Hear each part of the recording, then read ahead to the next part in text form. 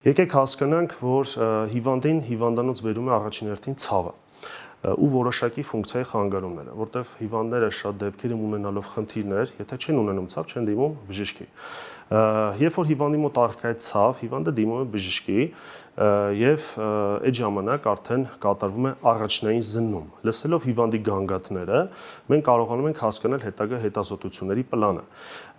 Երբ որ հիվանդը եկավ, լսեցինք իր գանգատները, կատարում ենք հոդի սոնոգրաֆիկ եւ ռենտգեն հետազոտություններ։ Դա մեզ տալիս է նախնական ախտորոշում եւ դրանից հետո, երբ որ երիտասարդ հիվանդ է լինում, այդ ժամանակ մենք ուղղորդում ենք նաեւ MRT հետազոտության։ MRT հետազոտությունից մենք նոր եզրակացություն ենք կազմում մեր հետագա բուժման պլանը։ Կամ կարողանում ենք կատարել կոնսերվատիվ, այսինքն դեղորայքային բուժում, որի մեջ մտնում է նաեւ եւ ֆիզիոթերապիան եւ ռեաբիլիտացիոն բուժումը։ Եվ այն տարբերակները, երբ որ